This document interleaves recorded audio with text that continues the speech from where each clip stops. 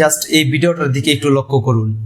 বর্তমান সমাজের তথাকথিত সুশীল সমাজ যারা ইসলামিস্টদের দিকে রাগ, ক্ষোভ, অবজ্ঞা নিয়ে থাকান, যারা ইসলামিস্টদেরকে অপবাদ দিয়ে বেড়ান যে তারা ইসলামী শিক্ষার নামে সমাজের মধ্যে মূর্খতা ছড়িয়ে দিচ্ছে, আপনারা একটু চেয়ে দেখুন আপনি কোন শিক্ষা ব্যবস্থার উপর নির্ভর করে ইসলামী শিক্ষাকে অবজ্ঞা করেন।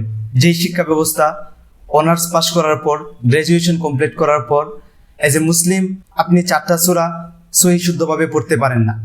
একজন মুসলিম হিসাবে আপনার নামাজ শুদ্ধ হওয়ার জন্য যেগুলো আবশ্যক, এবং সেই নামাজ একজন মুমিন এবং একজন কাফেরের মধ্যে পার্থক্যকারী।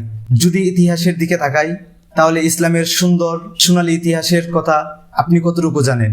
কয়জন সাহাবীর নাম আপনি জানেন যাদের জীবন রক্তের বিনিময়ে ইসলামের সুন্দর সুশীতল ছায়ার নিচে আজকে আপনি বসবাস করছেন?